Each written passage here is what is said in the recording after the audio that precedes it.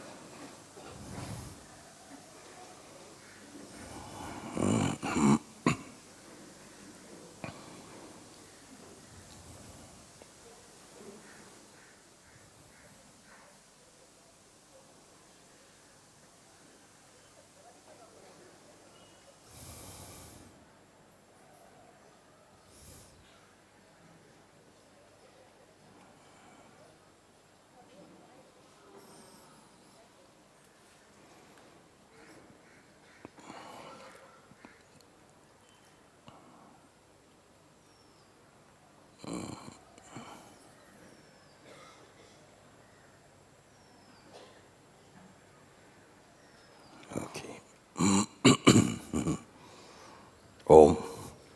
Namaste. Welcome everyone to Satsang today. A very big welcome to all the friends who are joining us on the internet today also. Very good.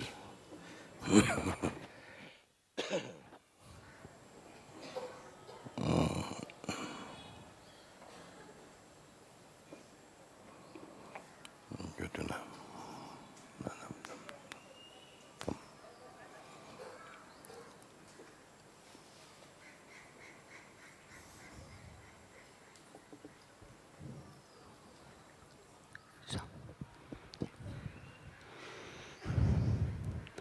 Namaste, Moji.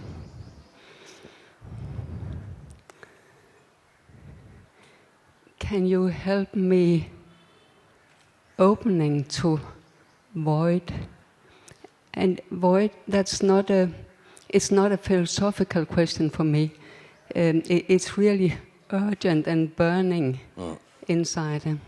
And the word came when I was in Portugal with you, like 1 year ago. And in a meditation, it was like opening and the word void dumped down. And from that moment on, I was going home like obsessed with creativity, not void, but day and night. It took like rest of the year. And you know, English is not my language, so I was asking an inquiry into what's the difference of emptiness and void. Same. But it comes so much as void, and when I inquire into it, it's like something which is there right now, which is different. But you say it's the same. For me, it's when I inquire into it, something like it's like going into a black hole, but anything starts burning inside. Yes. Black hole is also seen.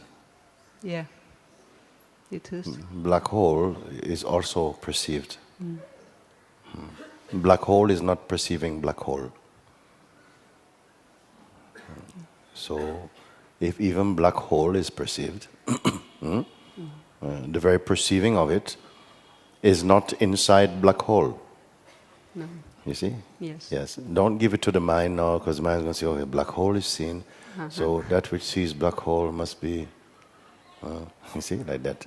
Yeah, so still, even the mind's attempt to try and figure out is also perceived, isn't it? Yes. Any attempt to find that cannot result in some phenomenal conclusion. They say, it's not black hole, it's pink. No, it's not going to be that. It's not going to be anything that you can perceive, because the perceiving itself, no, would confirm that will only be another image, another movement, you see? So then what to do? Don't keep looking at what is appearing, what is arising.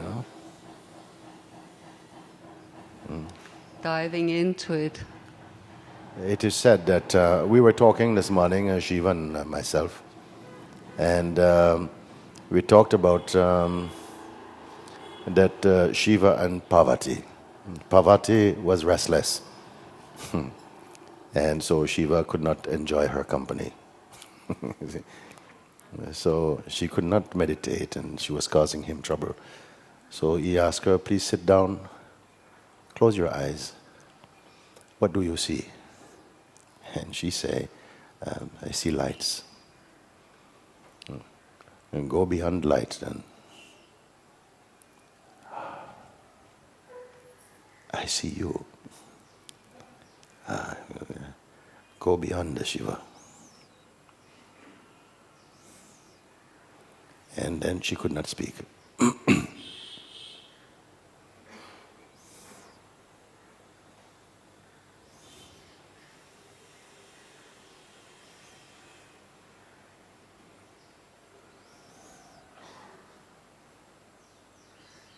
I told a story, that three beings, small beings, they found themselves somehow living by the edge of the ocean.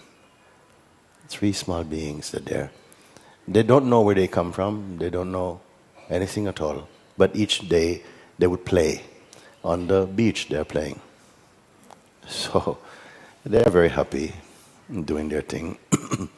But one morning they got up, and all of them look in a very pensive mood, very introspective mood. So one of them, these three dolls, they were like three figures, three dolls, no? One of them was made of salt. Another one was made of sand. And another one was made of water. These three beings playing. So this morning they wake up and they are a little bit pensive. So the salt doll said, I had a dream last night, and it's a strange dream. I felt like I came from the ocean. So, the sun doll says, have I been talking in my sleep? Because I also had the dream, and in my dream I came also from ocean. Then the water doll was looking a bit quiet, says, what's going on? What's going on? I also had a dream that I emerged from this ocean. How could this be? How can each of us have the same dream?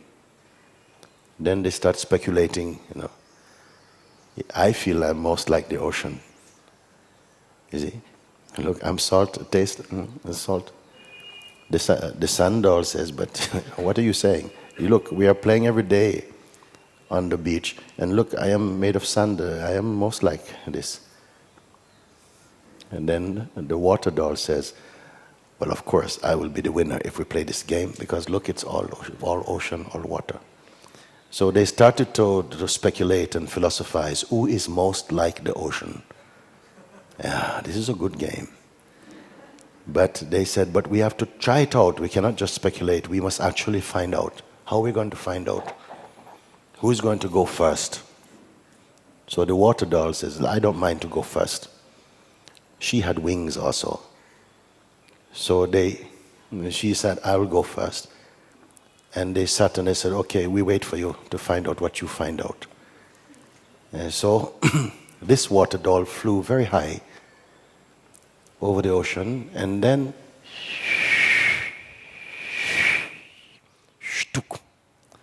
hit the ocean and vanished. The others are waiting on the beach. What's taking so long, Why she don't come back? Yes, but it's a very big ocean, maybe swimming around and all of this. So the salt doll say, I can't wait. I'm much too excited. It's my turn. I will go.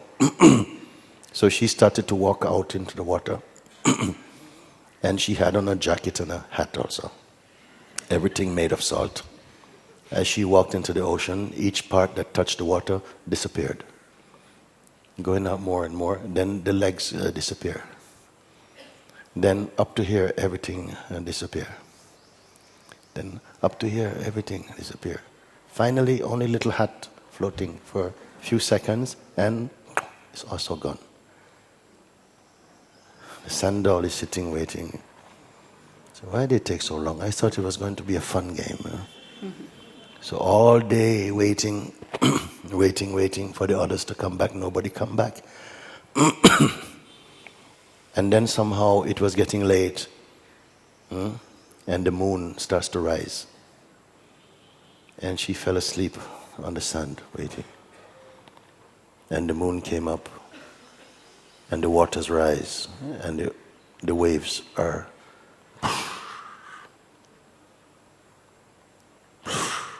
this. And then the water comes and touches her leg. And the leg vanishes into the sand. And then the body. Then only little fingers and a head left. The last wave. And she's also gone. So who could come back from the ocean to say how the ocean is?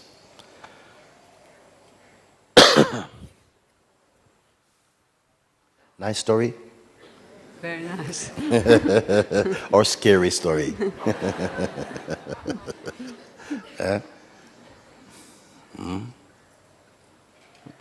You went inside, you saw black hole.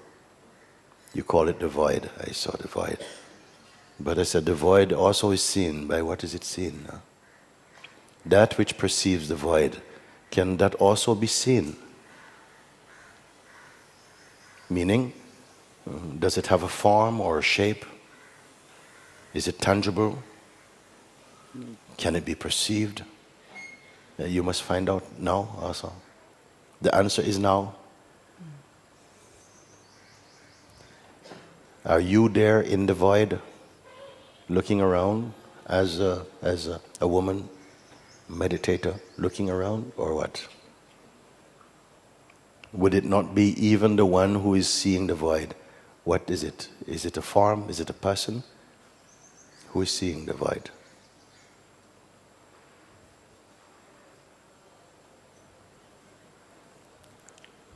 Without form. Yeah, without form. What happens now, you were talking, Yes. That's like waves of joy and freedom. Yes, yes. And you, what are you?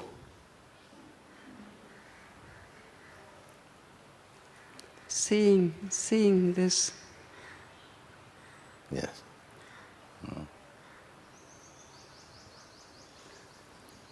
Can you bear such an insight?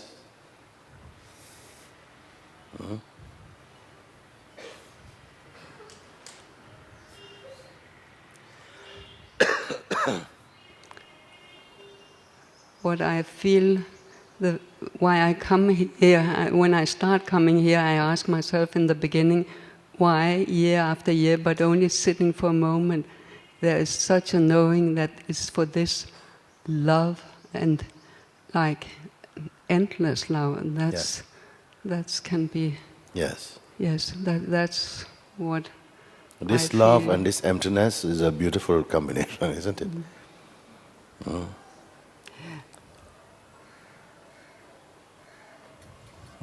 How do you experience yourself now? What can you be? We don't have to guess now, no guessing.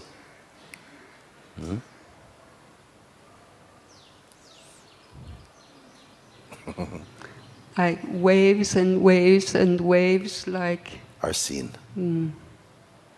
Are seen and felt also.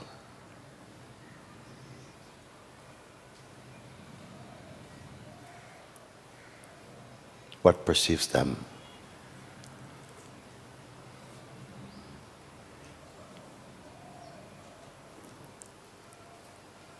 Because all investigations so far are reporting to the sense of an objective presence, a sense of me. I am the knower of that, I am the seer of that. But this I occupied some kind of form. It has some support, it is me. I'm this, you say. But then even this also is seen. Then that in which even this form and the conditioning that plays in it, and the functioning of the senses, and even the functioning of perception are themselves perceived, you see? Then what is left now? It's not question for the mind. The mind wants to make up something and perpetuate. No. But this is a devotee's question. This is really a deep introspective question. And you must not identify with anything, otherwise you will be afraid to complete your seeing. And yet it is the most beautiful. It is the flowering of the human opportunity.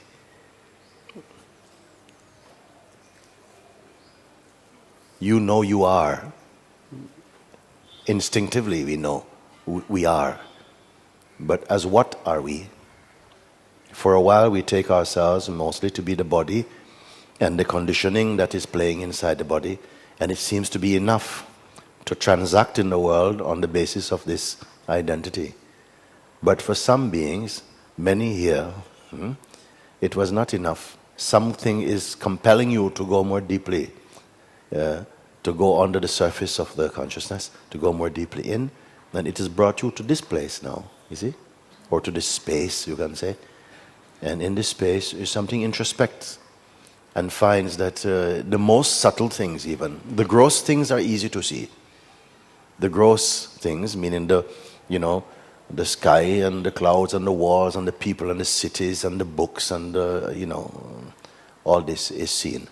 But more subtle than thought and emotion and the functioning of the intellect and memory and the powers of imagination, they are also seen. Oh my God, they are also seen. So the seeing place is not caught in the bubble of the objects perceived.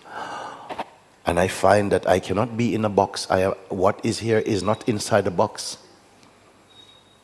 Then continue looking and say, oh, even subtle feelings and sensations, some of which have no words in any language, they are so subtle, those also are perceived. And then more and more subtle we come to the sense of space. Space is also perceived. Then the great void. The great void is also perceived. Wow. After great void, what? The great avoid. The great avoid is also seen. And now what? To whom is all of this occurring? To what? Can that also be seen, you see? What will we do now, you see? So it's this type of intense and direct introspection brings you swiftly to this place. And where will we go now? End of the road? End of the road is also seen. One stop after the end is what? One step after end again is what? So we cannot keep on seeing images. We have exhausted the field of images now. Then we went from images into very, very subtle phenomena. And then also those are seen. Then the breath is seen, the senses are seen. The functioning of the intellect is seen. The powers of discernment is seen. Memory is seen. The powers of imagination is seen.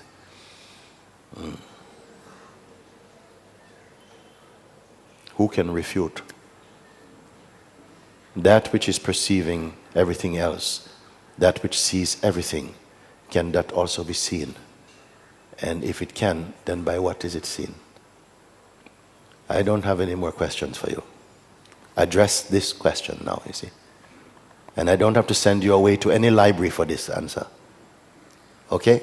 I'm not sending you to any encyclopedia, any library now. Here in this place, today, why not you can see it? It hasn't moved for billions of years. It's not more in the next room.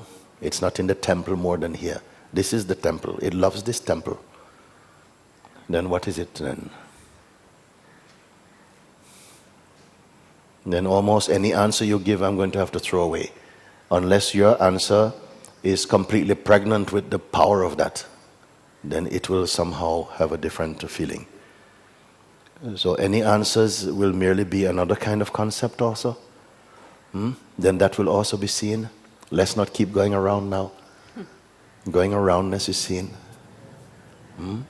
What is left? Don't keep looking for things to see. Because whatever you see, you will dismiss now. The seer, ultimately, is it material or immaterial? So verbal answers are not needed. Then what will satisfy this quest? Some will have to back away. They turn around and say, okay, we have come as far as we can go. Thank you very much. I go back now. Or what? If you go with the mind will go, I'm still waiting, still waiting. I've run out of words, run out of concepts now. I can't give any more concept. I've used up all my concepts. And you have not accepted them. I have nothing more to offer. What is left then?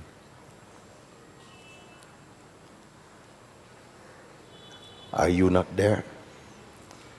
In this ultimate place, are you not there? Otherwise, who will speak for you? But you as what is here?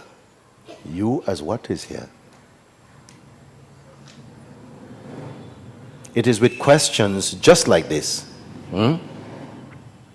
as sprouted in total awakening in many beings throughout the ages. They have come to this thing. They left the mind now. He says, I've tried the mind. It's not, whatever it's offered was all to do with time. So I threw the whole thing out. But I still am here. Who am I?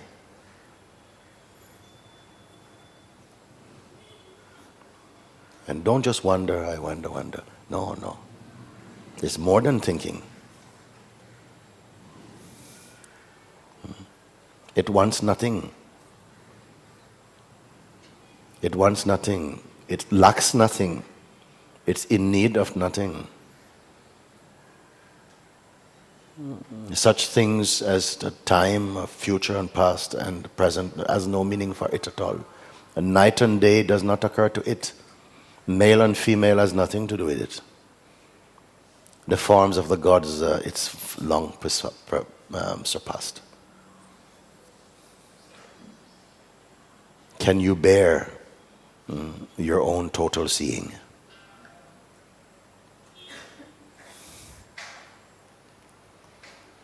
Is it heavy?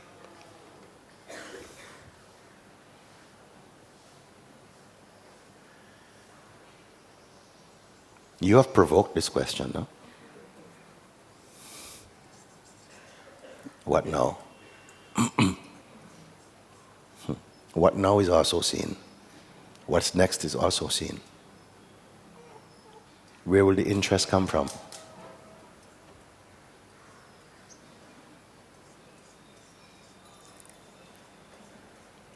Do you feel in some limbo? Waiting for now what's going to happen? That will also be seen. This is not that. Now tell me, are you in a pressured place?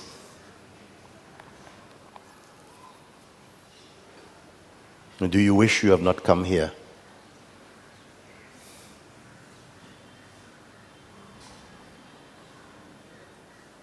Do you need courage to be here? What is your religion here?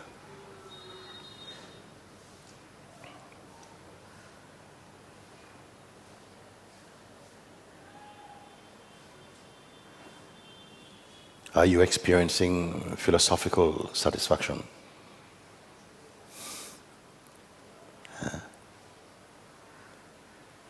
Are you left in a state of waiting? Only you can say. More than this, can we go?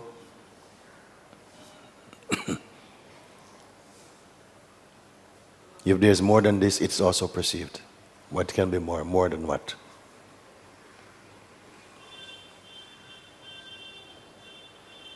Your whole life is searching for rest, isn't it? Maybe you're not aware of it. Or maybe searching for happiness. And this happiness and contentment and rest, they're all the same. They're all synonymous. Everything has only been a comma, an exclamation mark, a movement. Even after full stop, another sentence begins. Have you found this rest? It is here.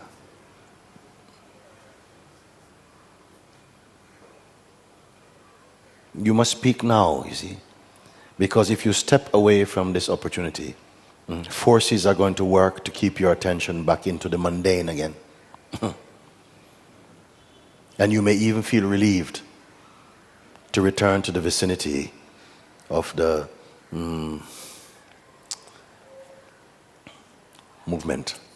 Movement is not a problem for anybody. If there was a problem, is what you make the movement mean for you. But now we are descending. I don't want you to descend. Stay in the height of your being. Say something from here to me.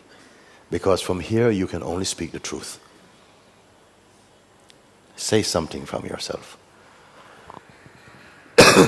If you can. Okay, Yeah. I feel embraced. Yes. Embraced. Yes. Thank you.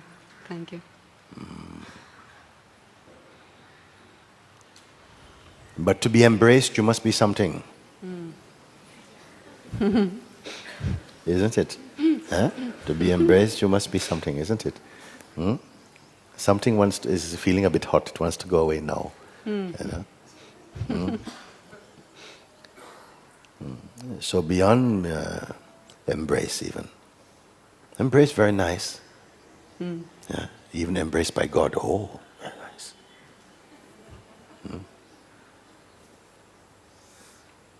I don't speak against this, but I'm pushing you a little further. Where even embrace is perceived.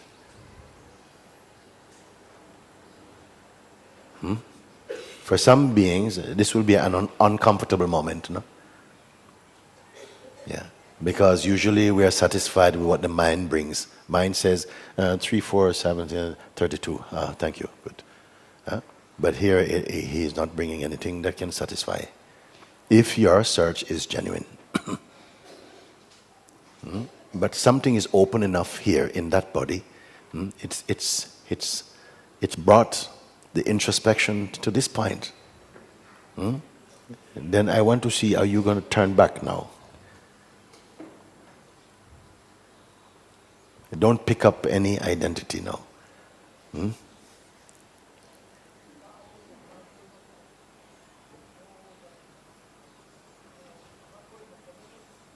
I'm waiting for you, you see.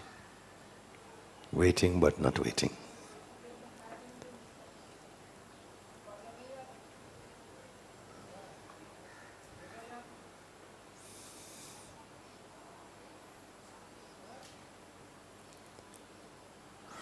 Are you afraid?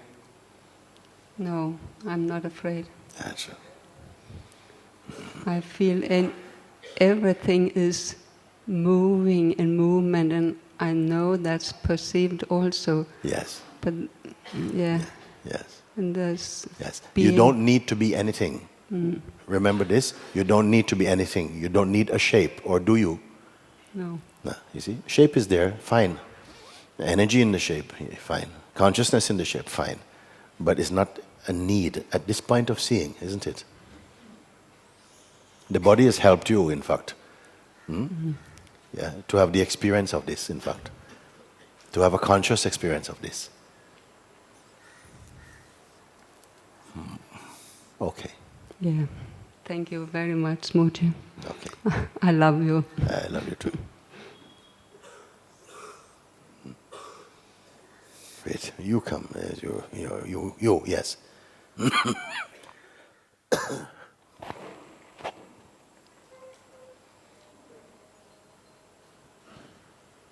Namaste, Namaste. Namaste Muji. Namaste. I came to India initially to seek for spirituality, which I really didn't know what it means. Come from France, and little by little, I was attracted to music because I'm doing a little video about music and spirituality.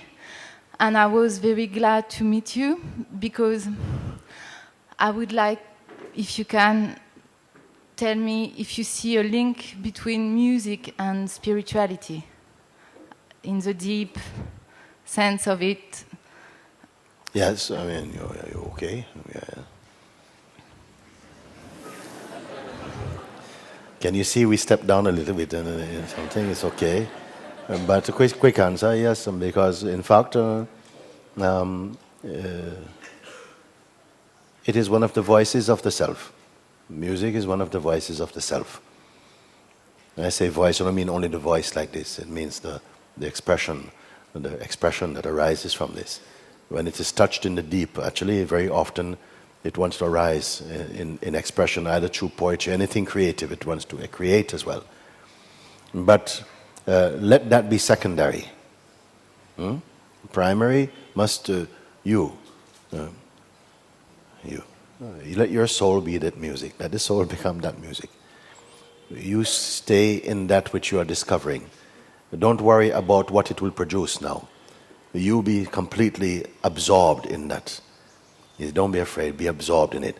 Don't let the mind says, oh, we can use this to make really good music. Don't do this, because then you miss such a beautiful opportunity. You be totally immersed in this beautiful grace that has visited you. Allow yourself to somehow melt into it. You see, nothing bad is happening. The most auspicious thing for your life is taking place. Out of this, maybe not only music, maybe everything. Your whole life actually is expressing this in anything you touch. Why limit it to music also? Your relationships with people also will be beautifully musical enough. You see? Your way of perceiving the world and so on, the marvelousness of all these things, it will arise out of the unity of your own being.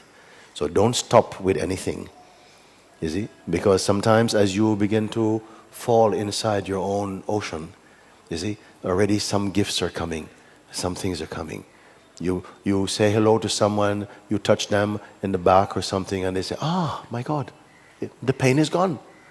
My pain is gone. And then the mind goes, we are healers. And they say, no, don't call yourself nothing. You stay without any label, continue melting. Don't be anything. Don't stop there. Go all the way down into it. Then when it is time for that something to emerge, don't say, now it's time for me to come up. No, let it come. Something. But few have this patience, you see. Because the mind is always there telling you, okay, look, now it's time to go. Now is your chance. Go. And so you miss this beautiful synchronicity. You miss this maturing, this sweetness that arises only from that and not from the person's projection, you see. So my suggestion and encouragement, just keep free falling into yourself. Yeah? Don't cut short and say, of course, time to play music, but still while you're playing music, you're falling away inside into this ocean. Then I said, oh, I would love to listen to your music now. Huh? You don't have to advertise yourself at all. I said one time, one of my favorite plants, no? In England we call it buddleia. I don't know what it is called in this country. And it is a wild plant. It's not going to win any beauty contest, you know. Okay? And it grows out of anywhere. It grows between the bricks. It grows underneath the roof. Maybe if anything can grow on the top of this roof, it's probably a buddleia. It starts to grow. You say, oh my God, how does it grow? It has no soil. It's growing out there. Huh? Plain bush. But when it comes into season and it flowers, all the butterflies come there. All butterflies, all different colors, all different sizes. They are totally mad for this bush. And they come, and there is the most beautiful thing. It is what happens when a soul flowers into awakening. It doesn't matter which part of the world you are. Something, a garden begins to grow there. You see? So I don't want to say, okay, you know, can the awakening or coming more deeply into spirituality, will it help me to become a better poet? Don't set your heights so low. It will, okay, it can make poetry. You also, surprisingly, we put a few more things, you become a good cook as well too. Yeah? Good mom, good everything. Why not? But don't have ambition for these things. You see? Find the imperishable, because it is here. This body is a time body, a mortal body, but the immortal is inside him. And in this life, it is like it's using all these experiences to find the purest reflection of itself. And it has chosen that body for a particular dance. This would be my encouragement. Okay. Thank you. Thank you. Thank you. Very good, very good.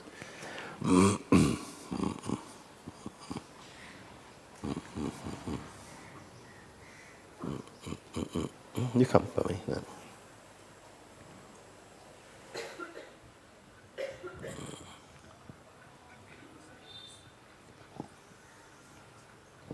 Namaste, Moshi. Can we please? Can you please lead me from this space in which we were before, with the last person that talked? Yes.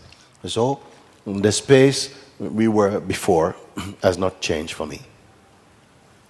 Let me say like this, no?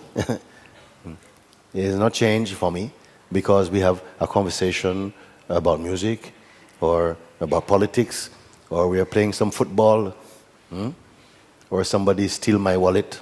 Or it has not changed. You see, this is the important thing about it. It has not changed, but maybe my attention has gone somewhere. And if I give tremendous importance to my attention, then it will create this sense of strong distraction, and this distraction will become my experience. It's like that. However, as I confirm myself, in much the same way that I was talking, that when you come to this place, I have a few questions just to test you, and to say, when you are here, now you are here, tell me, can this go away? No. No, cannot go away.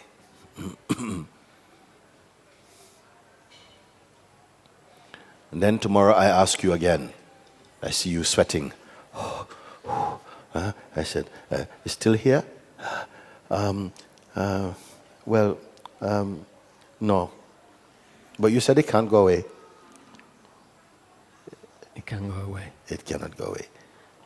Can you go away? I cannot go away.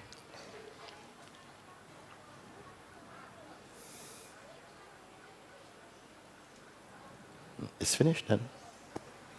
What more you'd want to know than that? It cannot go away. It means total harmony. It is what is. It's not what will be, it's just what is. 1 million years ago, it is what is. In 1 million years, human years, it is what is. And yet it is not stagnant. It's not sterile, it's not stiff. From it is born all this life, all this movement is sprouting. The vital breath itself is coming and going. But it is not breathing. It gives energy to move, but it is not movement. You see? It's not against movement, it's not for movement, but without it, nothing else can be. And then I ask you, what about you? Are you can go away? No, I cannot go away. Why? You cannot go away.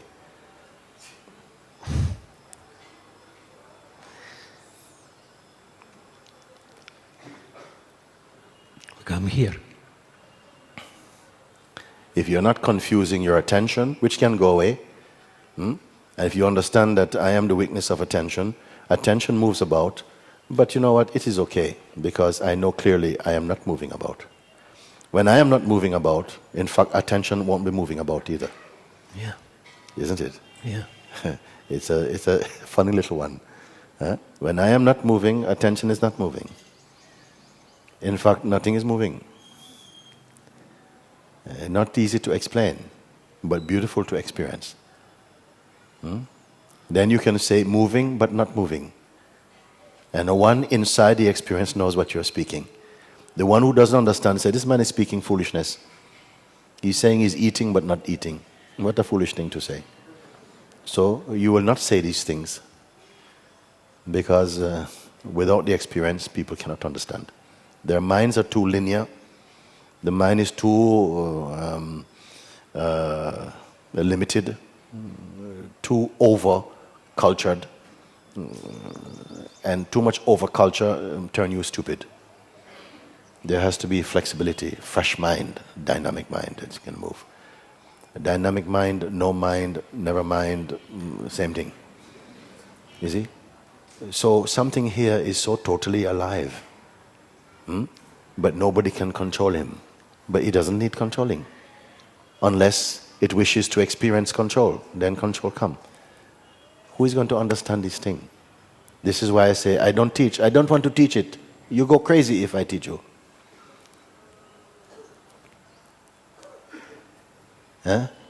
Because it's not the point. To study this universe is not the point. But to find out who you are, this is the opportunity. When you know who you are, when you know what you are, not mentally, not philosophically, but somehow the knowledge which is being, when that has happened in you, then you know through synchronicity rather than through mental knowledge. And that is a very different thing. Yes, yes. We pardon me. We have arrived. Pardon me. We have arrived to a place in which there is perceiving, pure perceiving. Yes. So there is no perceiver, no perceiver, but there is the perceiving. Yes. And you ask, where is behind? Because the perceiving still is being seen. Okay, so what you are saying, so we have come to a point now where there is a functioning of perception. We are perceiving. But there is a kind of active perceiving, means that there's some interest in what is being perceived. And there is a sort of passive perceiving, which means that the senses are functioning, but the mind is not shopping through the senses for something. So it's a natural awareness, you see. And now in this, there's no distraction. This is beautiful functioning, you see. I didn't get up and turn on my ears, okay? And sort of like click the lights on eyes. Okay, now I can see. No, it's all happening spontaneously as consciousness experiences the waking state. Lights on, movie, show. Let's go. But something is not going. Something simply is here. The perceiving of the movement and the dance of the manifest functioning. This is being perceived, isn't it? And yet inside there is a certain stillness in the middle of all of this movement. Yeah. And that stillness feels right where I am. I am and that stillness, they're one. Yeah. Yeah. Okay, now? Now silence. The silence is there. Silence is there. When silence is there, do you have to sit on your hands? Silence is good. I don't want to disturb the silence. I better don't do anything. No. Your activities can happen. It does not disturb this silence. This silence is there, but you're not you're not keeping silence. Peace is there, but you're not a peacekeeper. It is just synonymous with the being now. You follow?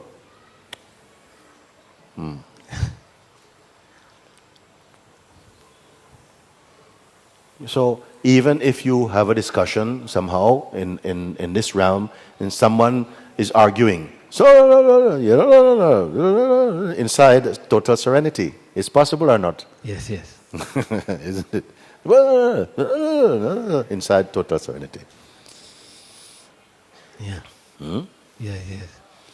And so the speed of the not just the speed, the scientific speed of the manifestation, but the speed of perception is not disturbing. Some things are moving fast, something moving slow. But here there's no effort to control anything. Not at all. Because you're in a natural harmony. Yeah. You're perceiving from harmony. Yeah. That's it. It seems to go away. It seems to go away. But it can. Acha. Yeah. When it goes away, what replaces it?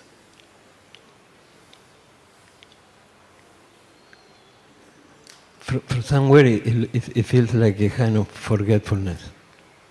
From some place it seems like what? Like a kind of forgetfulness. Forgetfulness. But forgetfulness is perceived. Yeah, exactly. Yeah. Because everything appears in the light of this awareness, isn't it?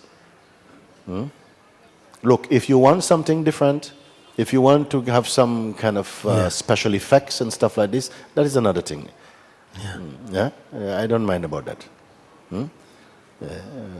All I'm concerned about is what is pure and natural in you. And that is enough. I regard that as the highest. Because special effects come and go. What would you prefer? To be some yogi that can manifest things, create things, move a mountain? Or remain absolutely unmoved without effort? What you want? You see? Maybe when it comes to it, maybe from afar you say, no, I mean, move a mountain is very good, but I want to be unmovable in my being.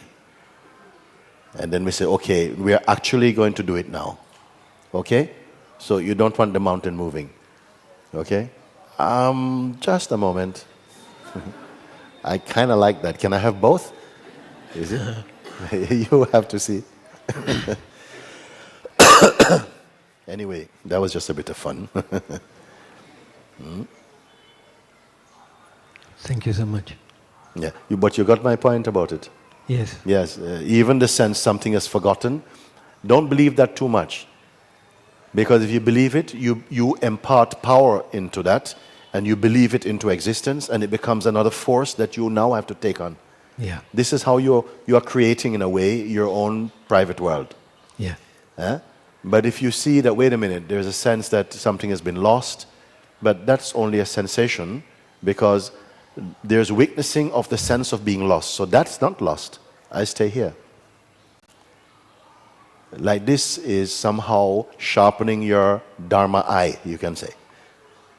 And that sword becomes very, very sharp, very pure. Thank you so much. Good.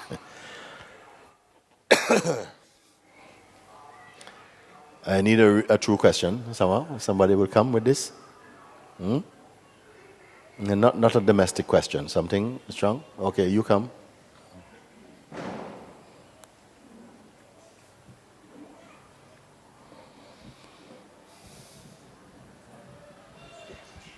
happy to meet you, Muji. Okay. I came here to meet you. Gotcha. What I want to know from you is, as I follow everything that's being said, why is it that I feel like I've jumped out of an airplane and there's no parachute? You feel like that? You feel like by following what I'm saying, you've jumped out of an airplane without parachute? I feel that the identity, the past, That it has passed or it will pass? that the identity and the past is past. Yes. Okay. However, I want to know where I'm going to land, because I feel that I'm sometimes want to go back up to the plane Yes. and don't know where's the bottom. Yeah. You're still in the plane, actually.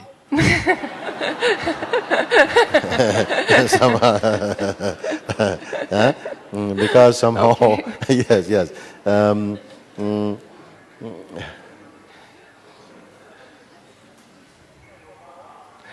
Unless you are very, very, very skilled parachutist, you won't be having those thoughts coming down. You see? So, the aspect of ourselves that is still identity and has some fear about what the implication of the loss of identity will mean and what impact it will have upon your life, that is still in place. You see? That is still there. And that's definitely got the best parachute going, because it feels, I don't know if I'm ready to take this risk or something like that. All I'm saying to you is that whatever that aspect is or that sensation is, you're also aware of that. That there is seemingly a force that will try and persuade you to not take this type of risk. To just stay safe and, maybe learn more or whatever it is, no? But I ask you to trust the power that brought you here and has stirred up this introspection in you and has created a kind of interest, but also has exposed a sort of fear. Because all of this comes together, Yeah? There's somehow some fear. The fear is about the past. The fear is about the sense of the person. How can I survive without my person? How can I survive without my person? My person is where all my know-how-to-dos are. And, where my connections have been built in the world and stuff like this. And if somehow the bottom falls out of that world, what will replace that? I mean, what will stop me from just walking around the street begging for my supper or something? I'm not sure if, are you sure, Muji, that this is something you want? You see? So I understand that. But I feel that there's a kind of loneliness. A loneliness? That sets in. Yes. Because but there's... this is why I say, avoid forming premature conclusions about anything. Because you're in a very liquid field for a moment, okay? And the mind is grasping for something, okay, what does this mean? What is it? You see? And you're going to be aware of this. It wants to see, is it safe? Is the next step guaranteed? And it's like that. But you are to be aware of that without identifying with this. And there's a need to trust also. Trust. Because you have made many decisions in life. You have made many decisions in life. And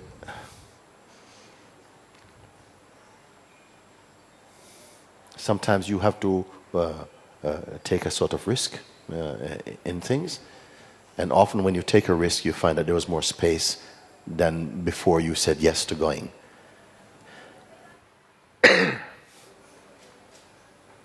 So you feel this sense that there's a risk. You have made a lot of decisions on your own, but maybe for the first time, you are you're opening up or investigating into the possibility of something much greater than a common decision about what I do for my job or something. It is about your being itself. So of course, resistances come, doubts come, fears come, like that. You see, like that. There must be a power in you, something intuitive, a sense that feels, I want to open up to this, isn't it? Very I much. cannot just be, joining up the dots. There is an adventure in life. There is something that's not has to belong to my mind. There's something greater than this.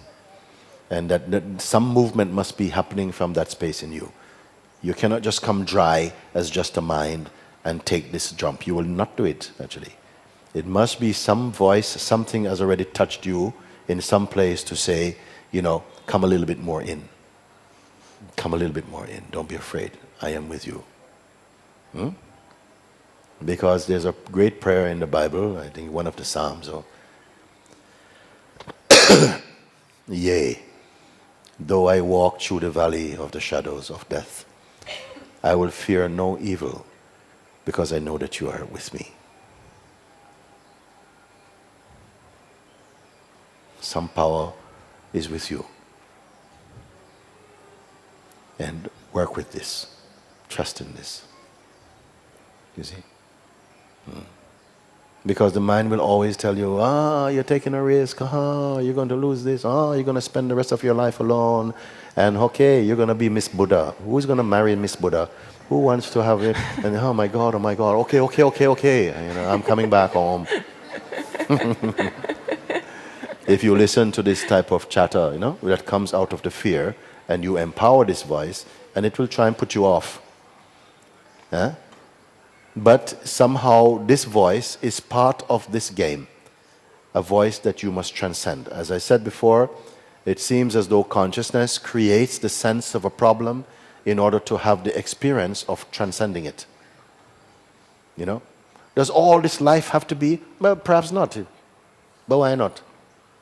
It's here. You have to deal with it, isn't it? Did something need this life to? I don't know if I can say like that. But as you come more into your heart, you say, my God, it's an amazing game. It's an amazing play, in fact. And to discover the powers that have always been in me, but has been unrecognized, and now there's a need to exercise them, and to experience transcending the limitations that were only learned and embraced without having really checked them through for myself. And this is the experience of the life at its higher, at the higher end of it, that you are using your experiences, your insights to go beyond apparent limitations. That there are some definitions that we have embraced about ourselves that have resulted in a claustrophobic life, and you're discovering that there's greater space in you, there's greater power in you. You see.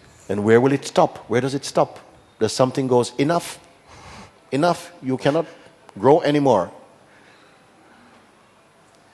Does anything tell you this? No, you cannot learn more, you cannot evolve more inside. You have to stop all of this. The only growing you can do is sideways. You can become more fat, but you cannot get awake. No, there's nothing like that. As you go more, something calls you more deeply, and you feel, oh my gosh, the more something lets go of these fearful identities, the more I'm finding that I'm here. I am not rejected by life. I don't have to be apologizing for my existence. Something is operating through this, and it's beautiful. It wants to dance. It wants to know itself. Why to be living life or looking from underneath the bed? No. It's for so many years I always felt no to all the identities and all the tribal and culture and education and conditioning. Yes. And now I feel very much yes. Yeah. That's what gives me the impression of a metaphor of a falling. Yes. From the no to the yes. It's a beautiful fall. It's a beautiful falling. Don't panic, because you are not going to hit the ground. Maybe the ego is going to hit the ground, but you are not going to hit the ground. Sometimes I say, step into this fire of self-discovery, and this fire will not burn you. It will only burn what you are not. You see? But sometimes we're not sure how much of me is this and how much not. You see, like that. You are going to find out. The fire will purge it. So it's a real encouragement to you. I feel you are totally in the right place, an opportune place in your life, and open as much as you can without force. You say, okay, I'll take the next step, whatever that is, I'm open to this, and see, you see. But from my place, I will tell you, don't be afraid. Sometimes fear has to come. For myself also in the beginning, fear is coming, you see. Because I was walking very much we grew up in a Christian faith and so on, and that's how this opening came in that package, no? But the way it was being presented, something was having difficulty with this. But I knew that the opening was here. So I just focused on here and talked to that God here and say, I am here, then you must guide, because something was not feeling right here. And then sometimes the voice, some kind of thing come and say, but sometimes people came and say, you have rejected Christ because you're going on your own and you should be doing this. And you have to stop for a moment and think, is this true? And then you checked in again and be quiet. And something confirms, all is good. Okay, good. And you know this voice. You must listen to this inner voice also, you see? And know the difference between the voice that arises from here and the voice that arises in here. And this is worth discovering. And one by one, even fears are coming you never knew you had. You see? They come up, and then the bubbles burst, and then they evaporate, they are gone. You had fears? Oh yes. Oh yes. Some I didn't know I had, in fact. But as they were emerging, some stages were coming, there was like a fear of groups, for instance.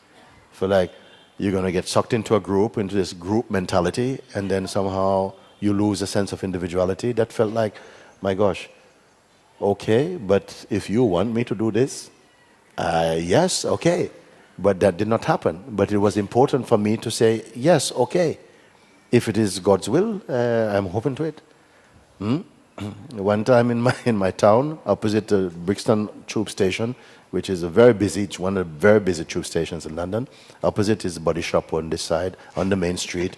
Every Saturday, one Saturday I'm walking there, and there was this very, very fiery sort of evangelical group. And the Church of God, hallelujah, praise the Lord. And bang, bang, bang, bang, like this. And I was walking past, and I was gripped by the music and just the joy and the fire, and I was just like, had my seatbelt on in there, like this.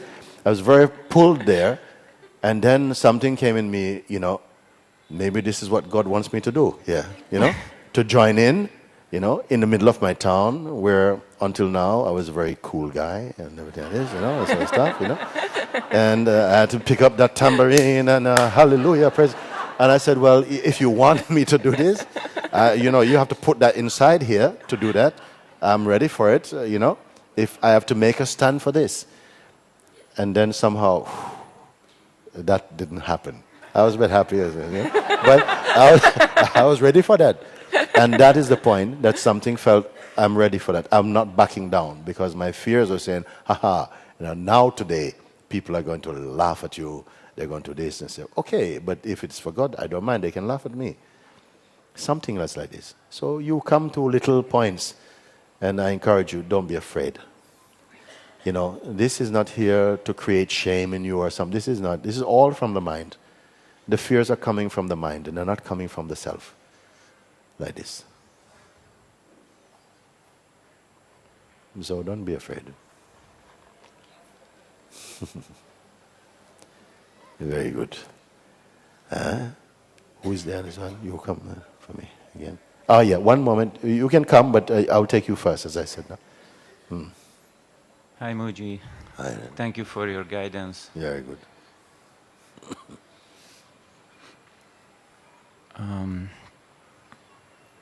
I just want to say that this doll has had enough play on the beach.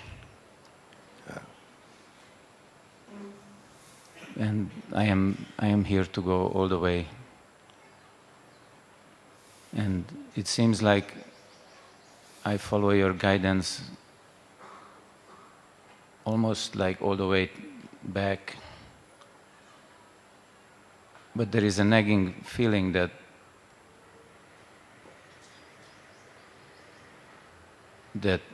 if I realize the absolute, then I should disappear or I should explode into this universe. And that's obviously not happening. There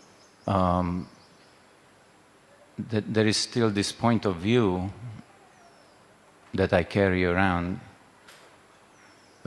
limited to this body-mind, even though I follow your guidance to the seeing itself. But this seeing is not universal, it's individual. And what sees that? The seeing itself. And that seeing, you say, is local, it's not universal. What it means, universal? What would universal seeing be like? Seeing everything at once? Yes. Not limited to point of view. There are certain teachings that talk about this, that it is possible to attain that. To see what? You mean to see the universe totally? Yes. For what purpose do you want to see that? Well,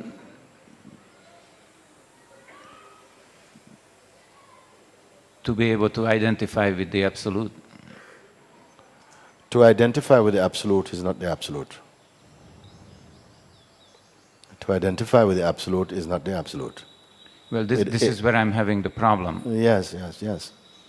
You see, because that is something born out of intention. It is not merely a discovery, it is something that is a speculation, you see. You have not really entered the experience, so to speak. Something is still speculating that if I do this, because I've come so far, then if I go a bit further, what I've come to so far is still not global, it's still not total. I should be able to see like God. But how do you know that God sees like what your mind expects to see? Because there are other teachings that talk about it. Like, for instance? That way, like Adida Samraj talks about it in this way. The seventh stage realization is without point of view. The seventh stage realization is without point of view. This is true. I don't know what seventh stage is. I will tell you, you don't need any particular point of view. I don't have any saved up point of view. You see? I know, but physically it seems like that I am viewing everything from this location. Yes. Yes. The everythingness itself is the elemental world, and in appearing in so many different permutations and combination. This is what you are seeing. Yes. And that's what he is seeing also. Don't get lost in his words. That's what he is seeing as well. Maybe he's dressed up in some mystical thing that you're seeing everything together. I mean, for what reason do you need to see everything? What is everything? You know, what is everything? That's when you go beyond individuality. No, it is not like that. Really, it is not like that. Individuality is to be free of your own egoic identity. That is to be free of the influence of your own egoic identity. Don't worry about these kind of projections about seeing everything totally, and this is not. You would go crazy. You cannot handle it like that. And it's not necessary. It's not what it means. It is not what it means. First you must become totally empty. You see? You become totally empty. Not even just as an act or by determination, but by following the pointing, something clarifies this. You go beyond these layers of identities and seeing and dualities and so on, and comes beautifully into a unified field. You be completely empty of the intentions and all of that. Although they may appear, but you are not combined yourself with them anymore. It's a very natural thing. You see? And you're in total unity. And the sense of everythingness, it becomes, is not that. Like everythingness, like I must be able to see the worms on the trees and the skies and the butterflies and everything and all of this. I've had this experience, in fact. I'll tell you. One time, sitting in one shop, one restaurant in Vakala, in Kerala. I was sitting with a friend, and I was eating some chips and drinking some Coca-Cola, looking out into the ocean. And suddenly, this, let's call it a vision if you want to say like that, and it was seen that it was like the ocean started to turn up, and all the beings everywhere seemed to have been gathered up in it, and sort of like, all of them sort of like in one huge swirl, sort of coming in here. And tears were coming. I was watching, and some tears were coming. My friend was saying, "What's happening?" I could hear that, but I was something like this. How do you see all these things? I don't know how I see them. But at the end of this, I just kept on eating my chips and drinking Coca-Cola. I didn't see something like that. It didn't feel like, wow, man, I saw the whole universe. And it's not what you think in a way. And that's not so big a deal. People have these ideas, they want to be able to say. I said, for what reason you want to do this? For what reason would you like to walk upside down on a cloud? For what? Except for your ego. Why would you want to do this? And actually, what is more true to your experience? That you are everything or that you are nothing? What have you found? See, just now when you're talking, I experienced this expansion. Yes. Where this knot of the individuality that I am experiencing normally is loosening. Yes. And also the visual field is becoming more... Yes, but you see, there's still something phenomenal about that. Suppose your field of view began expanding and expanding and expanding and expanding, expanding. But the perceiver of that is not expanding, it is just here. Keep expanding, expanding, expanding, expanding, expanding, expanding, expanding. Like I was looking at one film, I saw that you start from something and they start to go up, and then from the house, the town, and the town, the city, and the city, the country, and the country, the earth, and blah, blah, blah, blah. And still the seer hasn't changed. You see? The mind creates all these things that there's something great. There's no big deal about it. I would say, having had this particular experience that we speak about there, and again coming to that pure awareness that I'm pointing to, this is it. That is it. Seeing the universe arising out of your heart, that's not a big deal for me. It's not a big deal. But if you want that, you can go and study for this. So I can perceive the seeing itself while looking at you. Yes. The seeing itself is happening effortlessly. So the seeing itself is also seen. Behind the seeing of the seeing itself is what? You must know, find out. Is it behind the seeing, or is it the seeing itself capable of seeing itself? Why don't you find out? I prefer you find out. My question is for you to find out, no? Because if I tell you, then it just becomes a concept in your mind. It's here, the answer is here. If you want an answer, you find out now. Don't speculate and don't expect. Just be totally clear in your looking. And you can do now. You say that, okay, right now you can see me like I can see you, like this, in an objective way. And then something is aware that this process of seeing is taking place. So the very functioning of the perceiving, wherein a focus upon you as a form is seen, that is also seen as a total seeing. Okay? So you're saying the awareness of the seeing is the real self, not the seeing. That is included in the total thing. The functioning, all kinds of functioning are taking place, but I'm not looking after them. They're happening spontaneously, and they occur to the consciousness I am.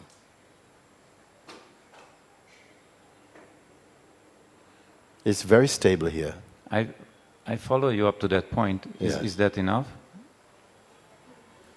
Well, it will not be enough if something starts to scratch about and say, yes, but beyond this is what? Then you must invite this question. Okay, is there a beyond this, and what would it look like, without inventing something? So you can close your eyes and see what happened. Now, bring this question now, and ask this question now. Is there beyond this? And what would it look like? Yeah, without without imagination, without creating something, because you can create all kinds of things. It seems like you cannot go beyond awareness. That's good. And what story is awareness telling? Nothing, it's perfectly inert, Yes. unmoving. Unmoving does not mean inert, actually. Yeah, that's the wrong word, I'm sorry. Yeah, no, I just have to correct that, though. It's not dead. I just wanted to use a different word so I don't repeat what you're saying. Okay, that's fair enough. You can do. Yeah.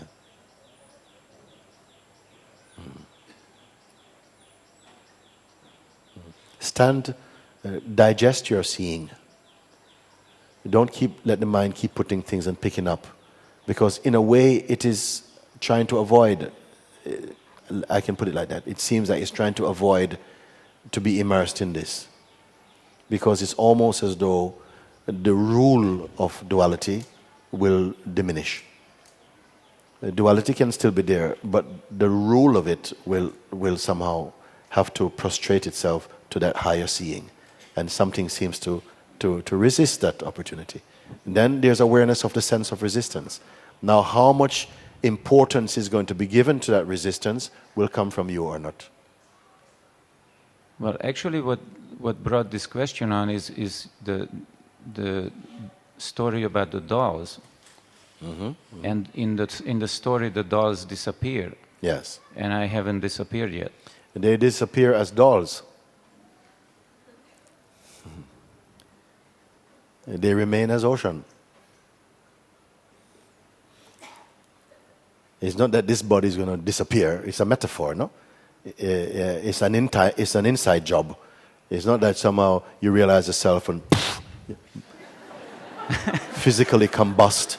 Well, so only your chapals are left. Well, now you tell me. That's what I was waiting for. Oh.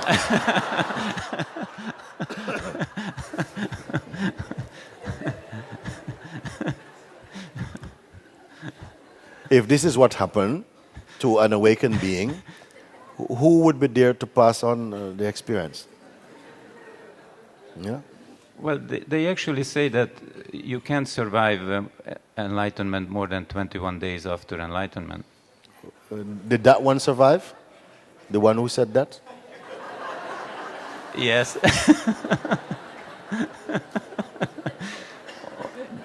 They say only masters can survive it who are here to teach. But that's what the disciple become the master, no? In a manner of speaking, you can put like that. These are the kind of things that you see it clogs up. It's clogging up the whole. The spiritual firmament is full of stuff like this. I would advise you don't follow this type of stuff. Just genuinely follow the line that is putting. It is simple enough. It is direct enough, and it is complete and fulfilling enough. The rest is just mind food. You know, the mind wants another thing. Another thing. Yeah. It's too late. My head is full of this stuff.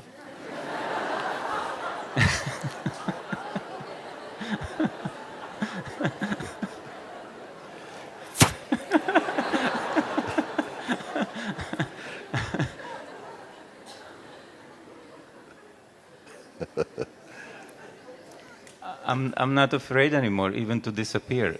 That's why I'm here. Chop my head off. It's already off, but it was a very clean cut. And I've just left it on so that, it won't catch too much attention.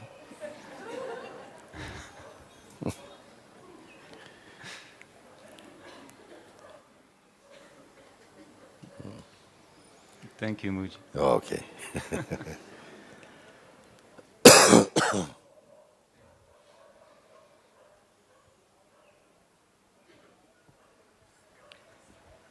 So passive awareness, that's it.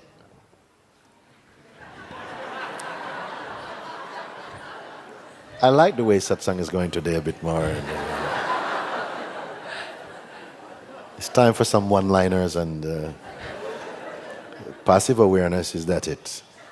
Passive awareness beyond the concept of passive awareness. Yes. Okay. doing it with awareness, with just equanimity. But yeah, okay, I got that. I mean, I already do that at times. You already Do that. how you did it, how you do it. I mean, at times I do that. I just haven't focused on staying in it. And also, this gives me new insight into my vipassana. I can see now that the Buddha has us concentrate on breath, because breath can be a totally passive experience. I've spent all this time making myself breathe for 20 years. And if I just sat there, my body would breathe anyway because it needs the air. Yes.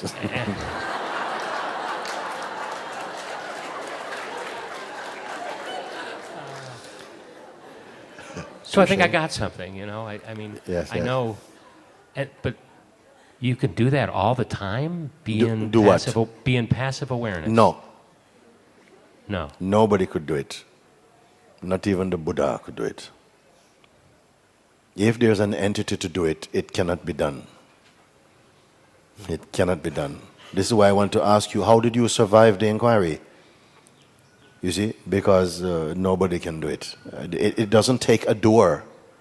The doer only pretends to be doing something about it, but the doer and it is not the same thing. The doer is only a phenomenal image appearing in consciousness with the idea that it can do something to become awareness. But it itself is the awareness. We were talking about this yesterday, no? It is like somehow the characters inside the book have decided that they didn't like the last chapter and they are going to create the next chapter for themselves. You see? They disagree with the author and they're going to write the next chapter themselves. They want to change the chapter. And I said, but it's not, it's still the author's work, appearing to be autonomous and separate, but that is what the role that has been written for those characters in one way. So the feeling that, you know, yes, but I am, yeah, okay, so if I do this, all I have to do is to stay as the awareness. It just, it's not that. You are the awareness. You are the awareness in which the thought, an imagined identity, seems to have the idea that it can do something and keep being awareness by doing that. And create an impossible work for itself. Because then you'd have to be working full time. You could not afford to blink. Because, I missed the moment of awareness again and just better get back on again like this. And nobody could talk to you. George? I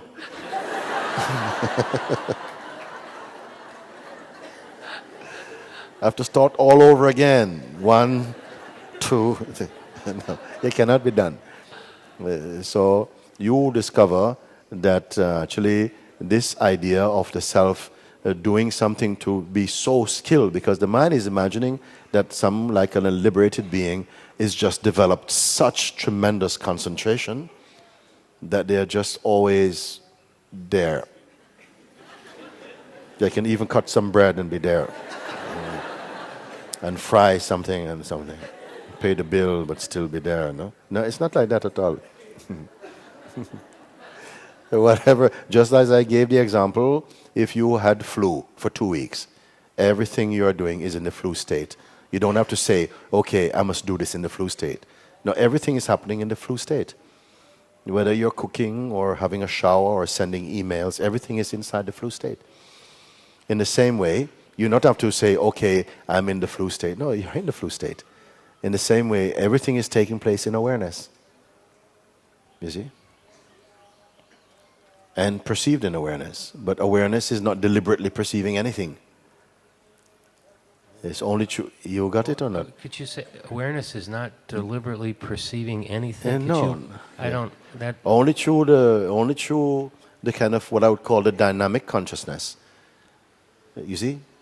The functioning consciousness, the dynamic consciousness, at the beginning place of the sense I am, when consciousness arises in the form I am, that registers as a sense of the intuitive presence inside the body.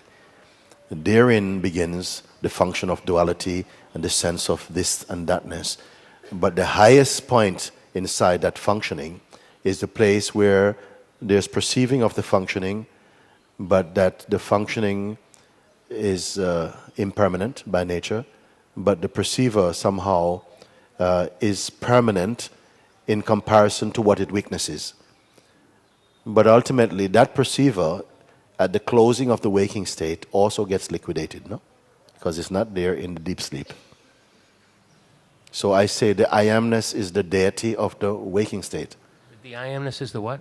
The deity of the waking state, meaning that it is the highest within the realm of the waking state. You may call it the first concept. I call it the immaculate concept.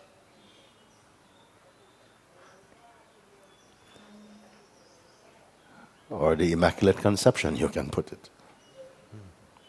The starting point of the movement we call life and the perceiving of it happens through that aperture, the sense of existence.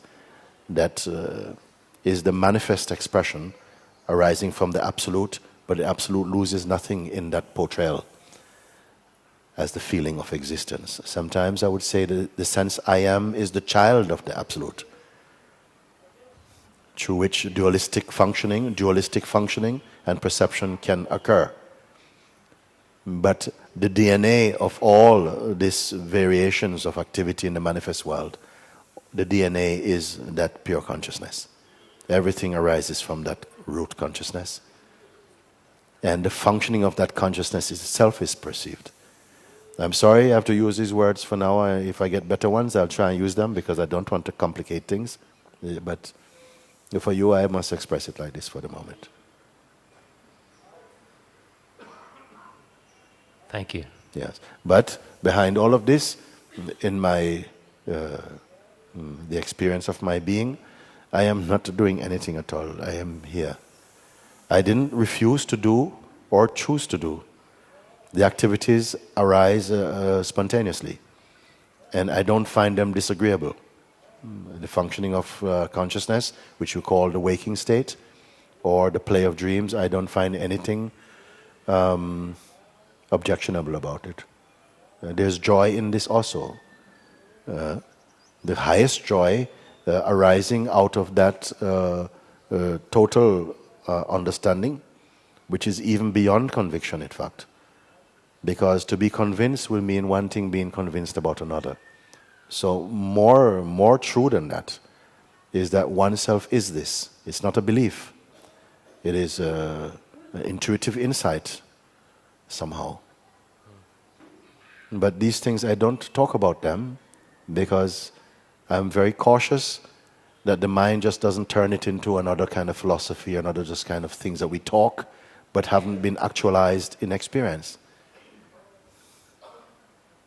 And I'm reminding that the experience is very simple and completely natural for everybody.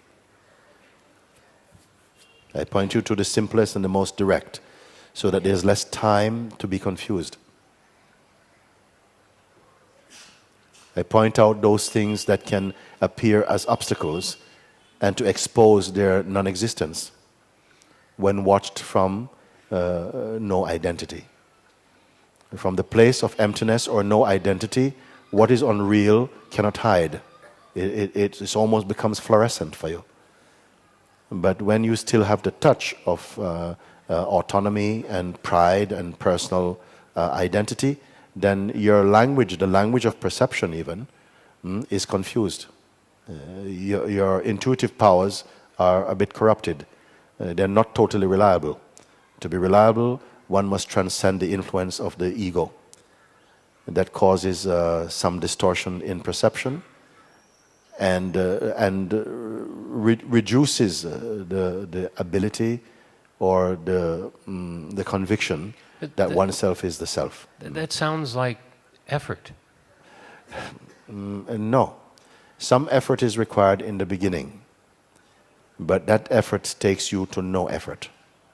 You see, some effort is required in the beginning because of the long-standing habit of identifying in a certain way.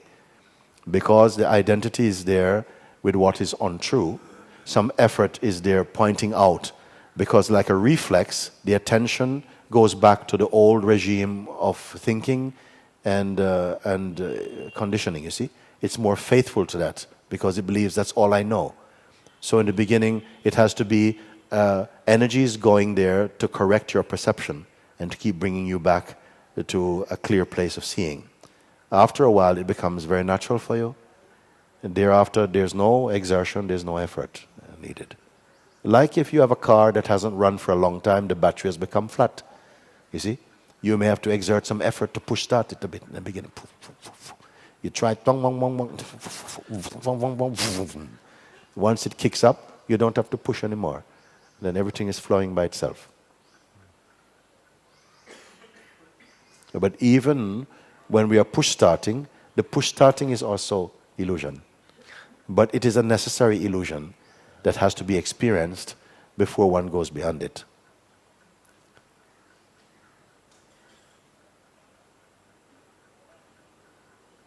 Everything comes clear.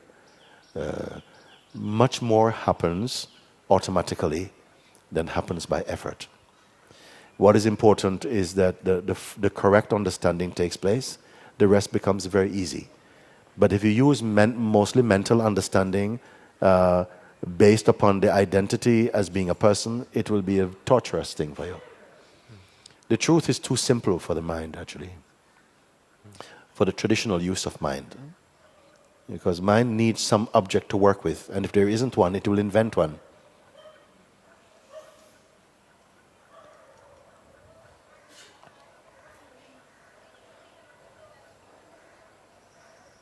Ignorance is to take deeply or to assume deeply that my fundamental nature stands upon a concrete base, meaning upon a solid base, an objective base like the body, that is the support of my being. Understanding puts you that no, you are not material but immaterial, appearing in material, and that all materiality originates from immateriality. This is not a belief, it's something that becomes very clear for you.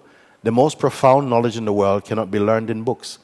It will just arise as waves of illumination. You just come to know.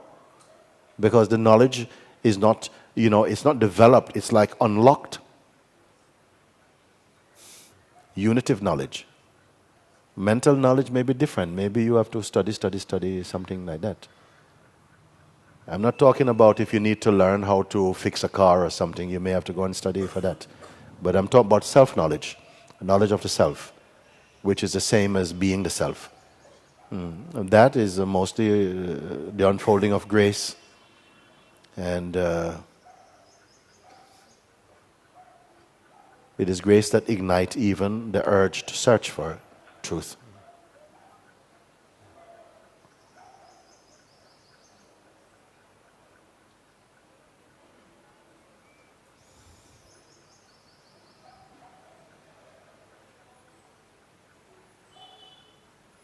What you are searching for is right here. It's right here. Another 2 days or 3 days will not make it develop more. It is still only as it is. We have to find out what seems to impede the recognition of it. And different factors can come into play. Sometimes fear, sometimes too much effort, wrong effort also.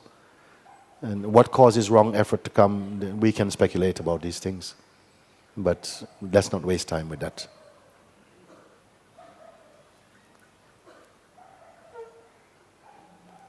Let's just put it that the beings were hungry, they came for food, the food is ready, eat. I'd rather keep it simple like that. And this is what this non-dual pointing is revealing. It's not, okay, come for food, I'll have to go shopping on Wednesday to get, we have to wait. I don't want to make a big fuss about it. You're hungry, there's food, eat. Not simple like this. But many beings come, they say, I'm hungry. I said, eat. And he says, how many calories are in that? And is it vegan? And, I said, I don't know about that. I thought you were hungry. He said, I am, but is it whole wheat or? So I don't know. I didn't think. I just satisfied my hunger with it.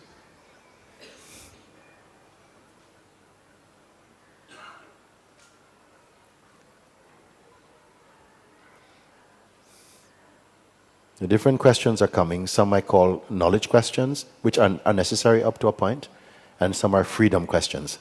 I like freedom questions. Yesterday we were here talking a little bit. I give an example. There's a few people were here. I was asked to participate in an interview. I didn't know anything about the interview. I did not enjoy the interview. I thought it was like somebody asked me to interview me. I went to the interview and they started to ask me about racing cars. I said, wow, I don't know anything about racing cars. You know, I think I'm in the wrong studio. So that was the interview. So that didn't work very good. Okay, so we're sitting and we were talking. And it was coming. Something was coming. Because that's how it happens. I don't plan to say something. It is arising like that. So I know that if it arises like that, it's because somebody here, it belongs to somebody here, at least one. Because I don't have saved up knowledge in me.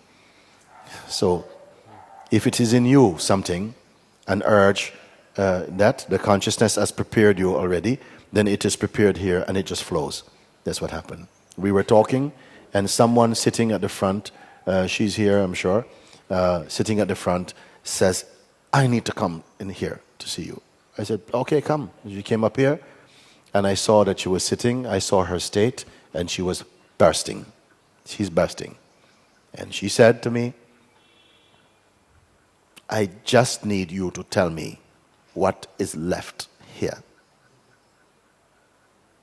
And I said, my God, you know, someone has come to such a defining moment.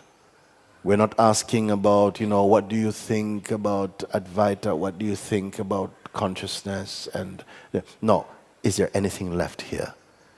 Please point it out to me. So you got totally my attention. Then I said to her, I found it coming out like this. But it's no point me looking now, because you're in the height of your power. I'm not going to find anything. Nothing dare come next to you now. Because you are totally empty by your own power. You see? Okay? But maybe in a short while something will come. And what will that something be? Well, it will be that if a thought comes and you choose to give it power. If you give it power, then it will trouble you. If you don't give it power, nothing will trouble you, and you stay as you are. And she busted out laughing, this laughing. This laughing which comes from this place. There's a God laughing place, okay? It comes from this God laughing place. And it's laughing, and it's very contagious. And people start laughing. But it's really emanating from here. Okay? Then later I talked with one of our Sangha, and she said, you know, when I saw that happen for this woman, I felt I missed my chance. Yes?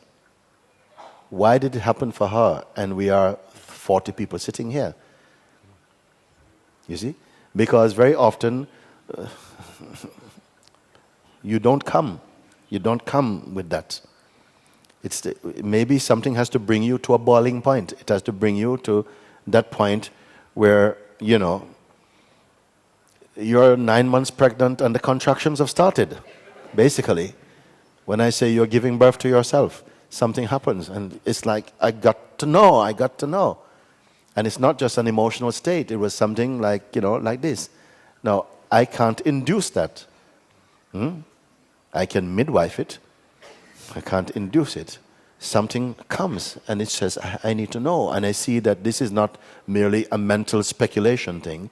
There's a being is on fire. And so, I called you for this. And then in that moment, you know, you will not accept, you know, second-rate questions and second-rate ideas. It's like this one wants to be home. Ping. Finish. But very often we have a culture of listening, but in the posture of a person, you just listen, I got that, yeah, it's very good, you know, but you're not really present. I don't want to create some strange condition. I'm just trying to tell you that when you say things are hard, it's not because they're hard, but maybe we are not somehow, maybe there's a sense of a kind of disbelief. And it creates a kind of static. And we just meet life in this half way. Because I've seen beings when we are in a one-pointed state. You are tremendously powerful when you're one-pointed. But you want to hold many different points of view. And so you fragment your power. You see? So in speaking like this, I hope somehow it again stirs that deep thing within you, which is your power base. Because if you listen, we have listened too many times, we have talked too many times, we are so familiar, we are on such familiar ground, you see? And so everybody speaks foolishness. Because we are happy to speak foolishness. Give me a beer, let's talk some foolishness.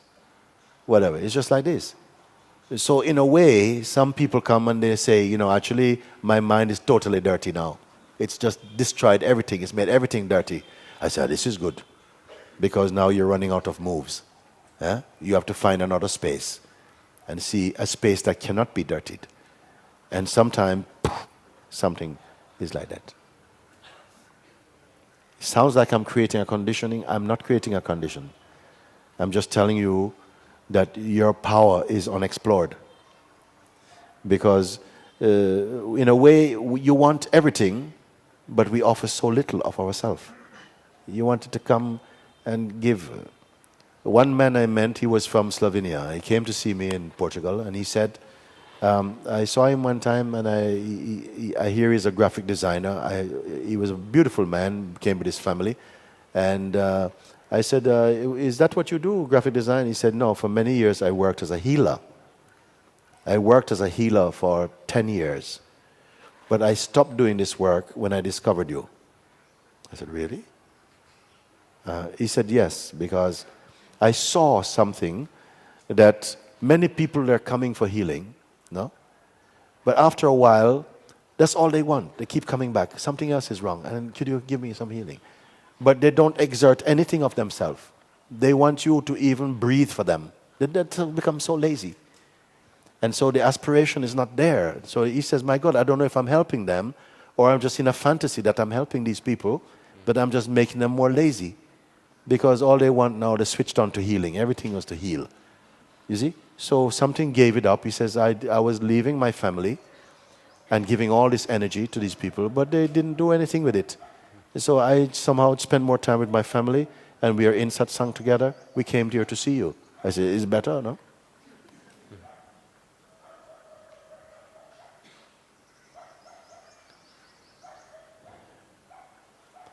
I am happy to work, to meet just a few people in whom I feel this not just one-off, but I feel that in something inside them, they carry a look about them.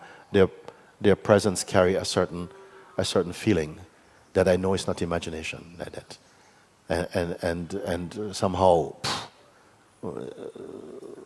let you fly. Then keep being brought back time and again to work in the realm of personhood, which I think, but I don't really want to do this. That has really made my body very tired. I want to work with the beings who, of course I'm open to everybody to one extent, but I love to work with those who is on fire for this, who really have a sense that this is possible, I don't come here like some performing seal in front of you telling you about spirituality. I come here because something here is answering something there. Something there is asking. And so this thing came. I have no personal desire to do anything. So I know that somebody here, is very much, at least one. I think maybe there are many, in fact, who are in the process of moving from caterpillar to butterfly. I know it. Otherwise, I would not come. I know it. Whatever brought it here would not happen. It would not happen. It would not happen. It would not happen. Because I don't want anything. But there's a joy in seeing that something makes use of the pointing to set your spirit free. And it is worth being free. Because what I've seen enough of suffering. I've seen enough of pain. I've seen enough broken hearts. It's not a pretty picture. I know it has to be in this world. It has to be like that. And in the bigger picture, it is a contribution towards that. It's all good in the end, everything. And my final word, if you have to tell me, the whole thing, it's all good. It's okay. Even if you don't get this, you don't wake up, it doesn't matter. It's all divine. Even if you don't get what I'm speaking, still your life is blessed. That's what I would tell you. But those who come to that perfect understanding, you become a light in this world.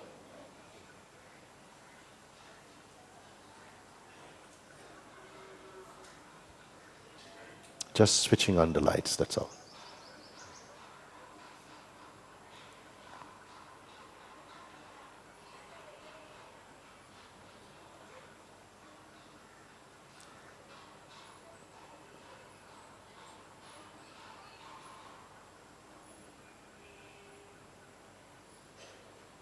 It is not in my heart that even one single being, if you have the aspiration in your heart, that you should miss your chance.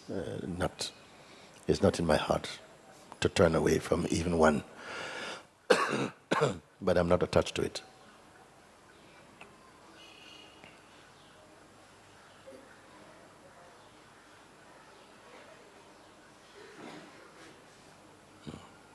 Okay.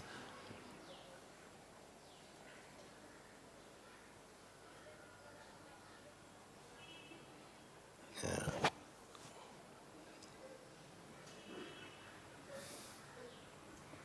Okay, go ahead first. Let me see what happened. Okay. Yeah.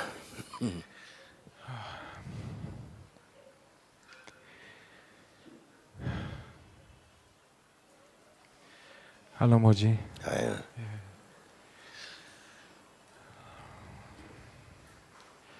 I'm sitting here today, and I feel as if the layer is so thin.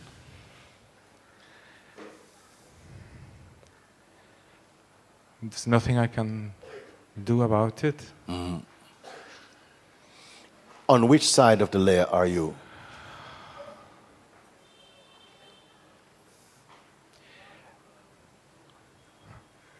On both.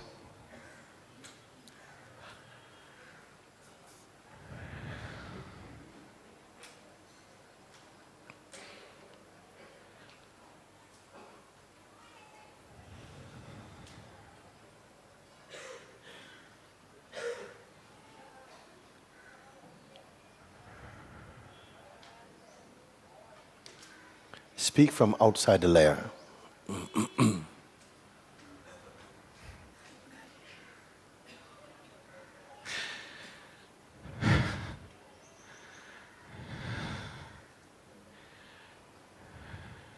It's just love for you. And love from you. Yes.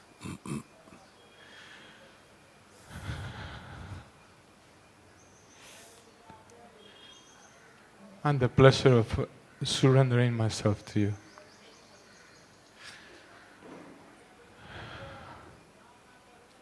Yes.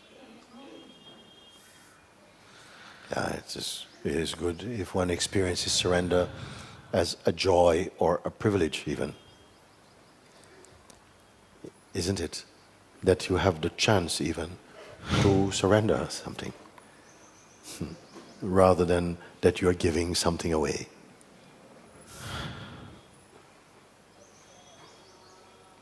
That you lay down yourself for that. The world has largely misunderstood the power of surrender, the greatness of surrender.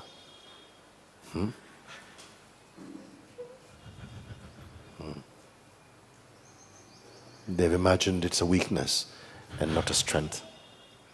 That it is a freedom and not a bondage.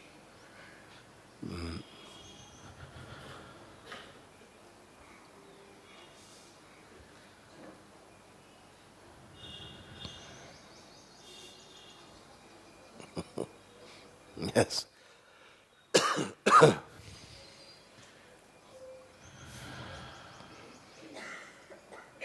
And that melts everything. Yes. Yes.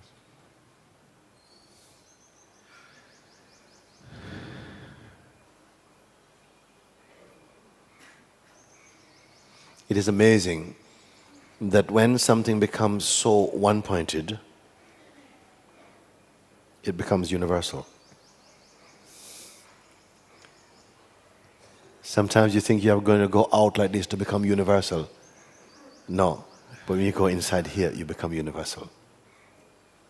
This is the paradox, isn't it? Some people have the ability, they have the opportunity to travel all over the world physically and still remain very tribal, very localized in their consciousness. Another one lives in a cardboard box, but is totally universal. It's your one-pointedness. It is bringing your attention again into the heart and looking and seeing all things are a movement. It's like a sky, always movement. And look for that which perceives the movement, if this is a movement. And just the interned attention itself is burning forests of delusions. And one finds oneself simply here. Yeah? And it is an all-encompassing here-ness. It is this that I refer to as universal. Not just the coming together of innumerable little things, but the harmony of the totality is universal.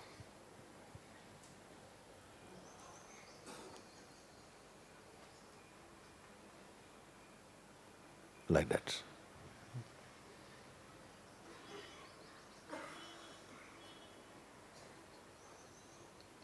You're not an operator. You're not the manager of existence.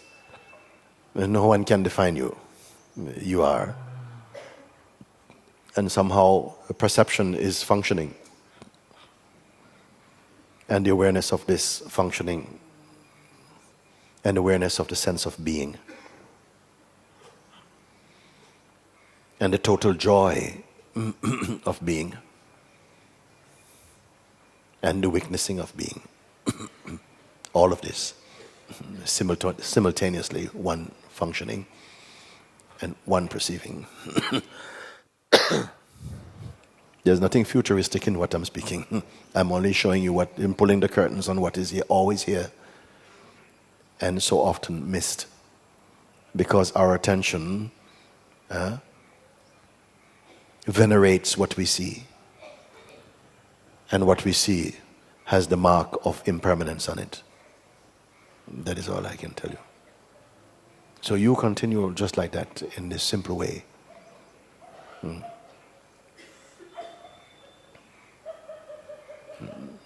Very good, very good. Just this one, come now, okay.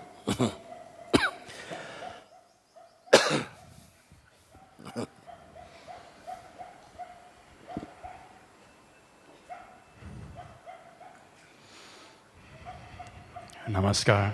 Namaskar.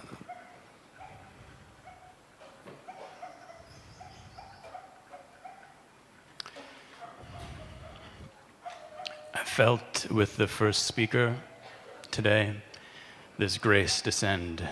Yes. And I even saw beings from heavens leaning in, like with held breath. And the fire became so strong. And it felt like it could eradicate the cobwebs of the person in the darkest corners. And then it felt like it was too much, and people backed off. But I want to return to the intensity of that fire. And I came here for the person to die, and it has been dying, and I don't know, I felt it was grace, so I can only maybe invite it, but I invite that fire to spread to the darkest corners. And yes. This is the request of pure intelligence, in fact. That the distracting forces of the egoic mind that they completely are disempowered. And they are disempowered in the light of your understanding, of clear seeing, which time and time again I try and immerse your attention in that seeing, because it is so available, you see. Everything we speak about, there's a fullness, a completeness about it, even in one session of meeting together. It's not that I say, okay, today we are dealing with this, and then next week we'll start to talk about that, and the following week I don't have an interest for that. I want to show you that even in the last moment, this is discovered, because it is always fresh, it is always here. And to watch the tendencies of the mind or habit to keep postponing and this thing. So if you have come to a place of that kind of harnessing of the attention, where it recognizes the importance of resting inside your completeness, at first seemingly by effort, and then somehow that drops away the sense of effort, and you are effortlessly what you are. What kind of discovery can be more great than that?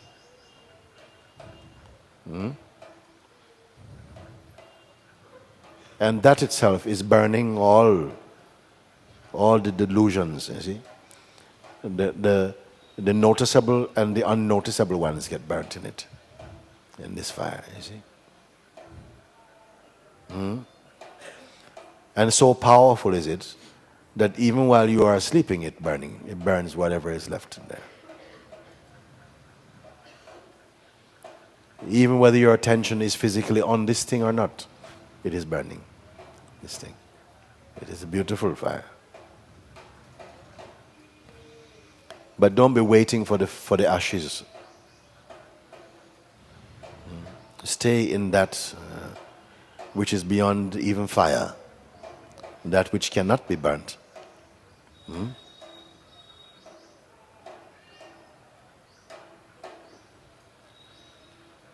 Imagination is not needed for that. Clear seeing, sober seeing, that is sufficient. And repeated seeing, checking not once but twice, thrice, 4 times, 5, keep looking and checking in. Because it must be true today, tonight, tomorrow, at any time. I wake you out of bed. You see, it says, Jeremy, get up. Huh? Where are you? I'm here. Not, oh, what time of day is it? No, I'm here. And it is like that. Someone asked me one time, Muji, when you wake up in the morning, what is your first, conscious recognition? I said that nothingness remains untouched. It is here. Innumerable sensations may come, but they arise in the field of the unchanging. The scenes keep changing. The forms keep coming and going. But the seer is ever present. That is stability. That is the maturity. That is love. That is unity. That is freedom. That is truth. If every time the mind snaps its finger, you're off, then there is no strength. There is no power functioning. You're too easily distracted. And people can put stupid things in your head very easily. But as you somehow, move away from the overuse of concepts and make use of the best ones that can only point you to that beyond concepts, and that is grasped in you, the spell is broken. The spell is broken. It will try and come back, but each time you look and it deconstructs in its power. The spine is broken of it.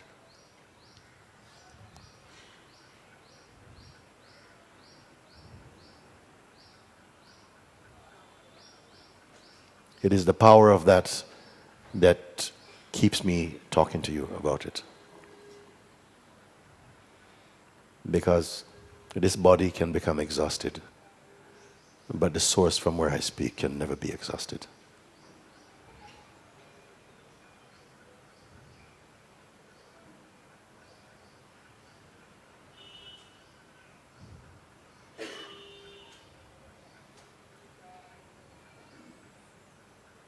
And there's coming a time now where I feel I need to take a break from this type of talking.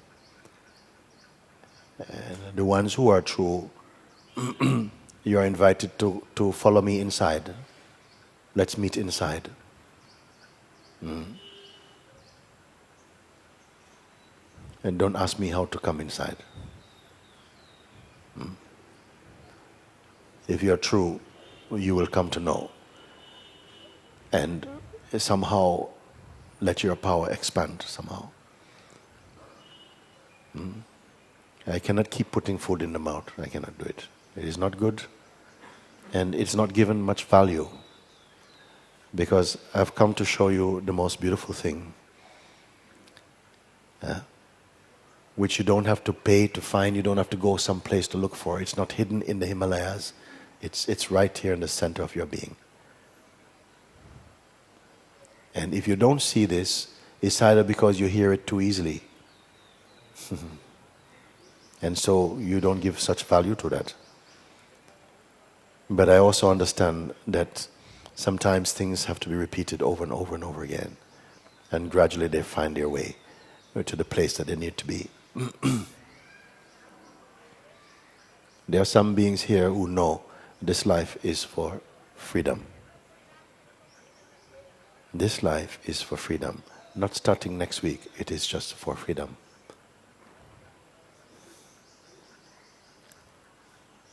They don't curse life, but they make use of life and of all situations and circumstances.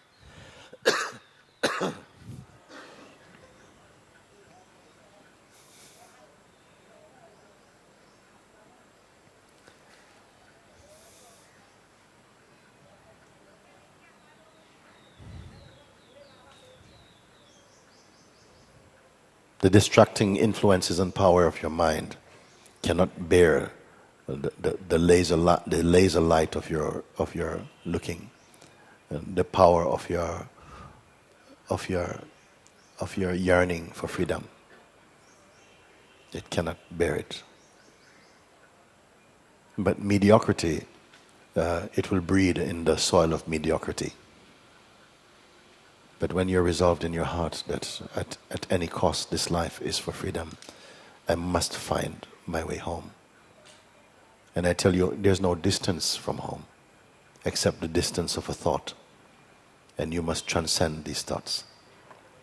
And it's not difficult. Then I think I've played my part.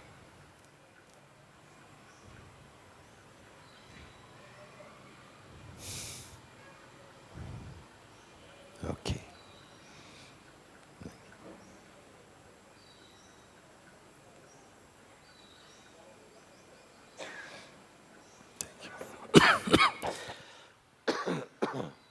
Okay, we have somebody who will play something nice today.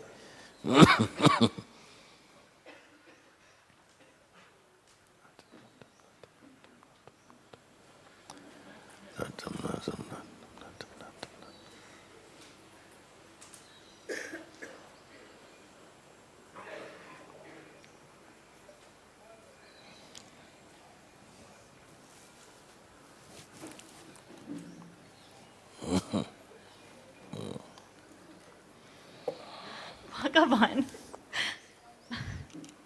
I had to take the mic. Okay.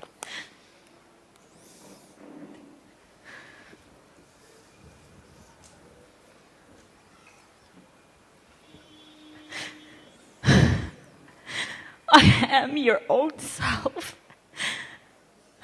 The self is the only reality. Is this truth?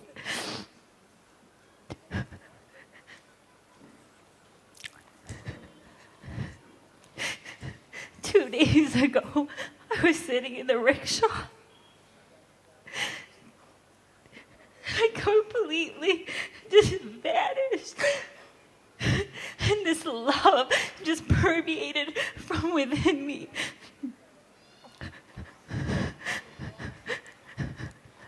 A year ago, I surrendered at your feet. followed all your pointings.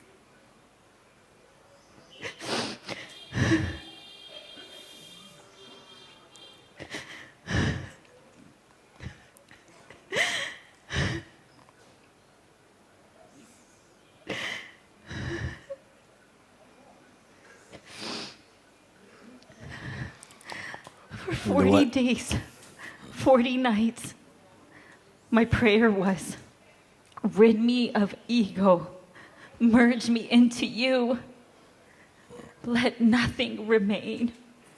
Erase this memory of me, close my personal account, and everything burned was burning. Even this body, I broke a rib, everything just burned, burned, burned. If there is anything, I implore you, because it's the Lord that's here,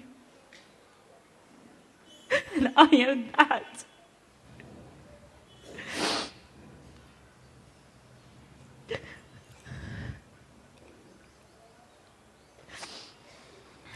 When there is no more ego, there's only that.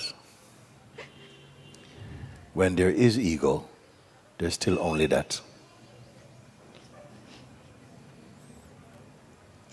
You see? There's only ever that. When you know that, then you don't worry. Everything will be burnt in that knowing. You don't need to know anything else. And surprisingly, you'll find whatever needs to happen or to be done or to know, something seems to know for you, do for you. It happens in this body. Many around you here, many are here, they can support what I say. Many beings here, yourself also, you can support what I say. You can vouch for what I say. Because I've not put something ahead of you. I've not put a carrot in front of you.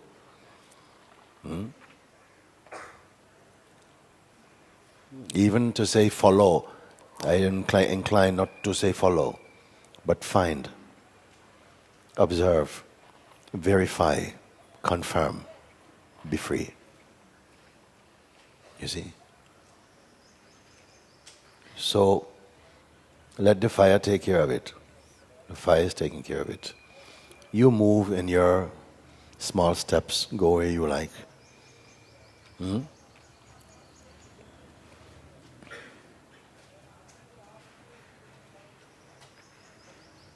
Guru Nanak, he says something beautiful. He says even great kings and emperors cannot compare with an ant filled with the love of God. Even great kings and emperors, they cannot compare with a single ant filled with the love of God.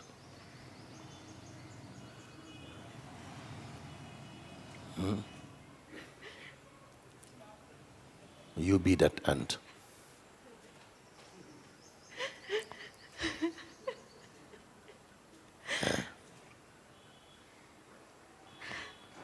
It is enough. Very good.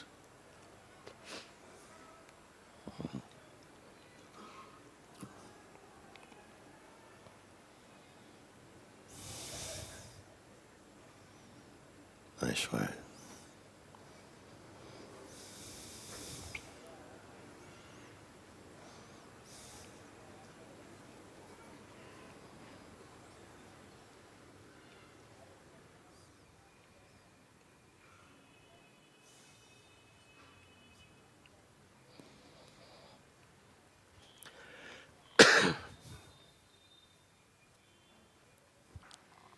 कैसी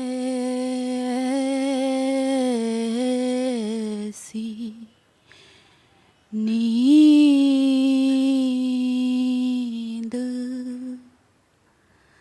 भई तोरी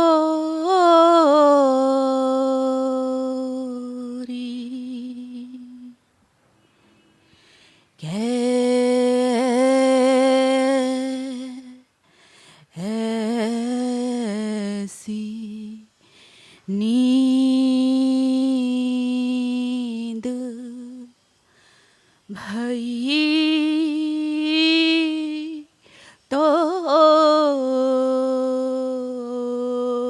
तोरी भोर भई तो देर भई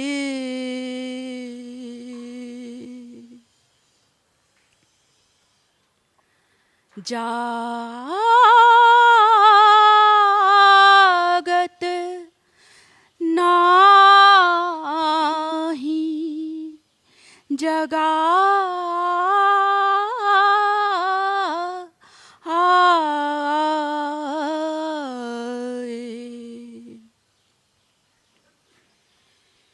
हे रत भीर सहेरी दुआरे सबे तो है तू तो सपनन उलझे जो बन माद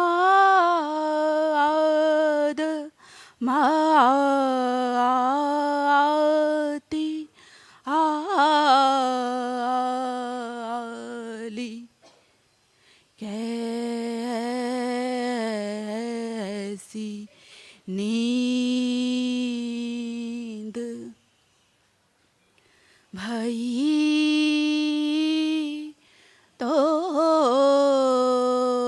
तोरी भोर भई तो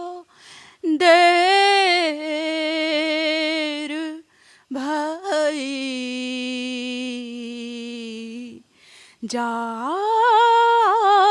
जागत नाही जगा